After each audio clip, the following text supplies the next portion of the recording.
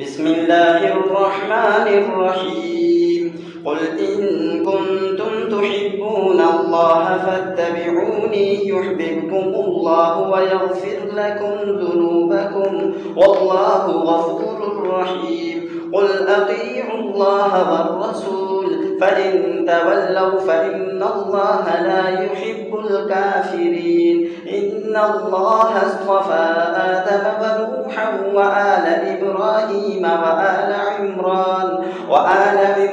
على العالمين ذرية بعضها من بعض والله سميع عليم إذ قالت امرأة عمران رب إني نذرت لك ما في بطني محررا فتقبل مني إنك أنت السميع العليم فلما وضعتها قالت رب إني وضعتها أنثى والله أعلم بما وضعت وليس الذكر كالأنثى وإني سميتها مريم وإني أعيذها بك وذريتها من الشيطان الرجيم فتقبلها ربها بقبول حسن نباتا حسنا وكفلها زكريا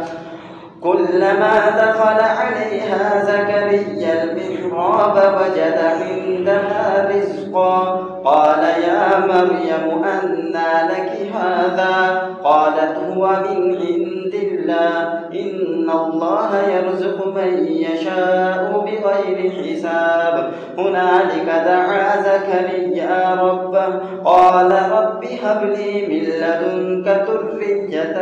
طيبة إنك سميع الدعاء فنادته الملائكة وهو قائم يصلي في المحراب أن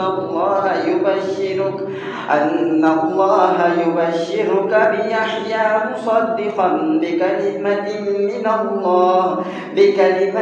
من الله وسيدا وحصورا ونبيا من الصالحين قال رب أنى يكون لي غلام وقد بلغني الكبر وامرأتي عاقر قال كذلك الله يفعل ما يشاء قال رب اجعل لي آية قال آيتك ألا تكلم الناس 3 أيام إلا رمزا واذكر ربك كثيرا وسبح بالعشي والإبكار. Surah Al Imran, ruku number 4.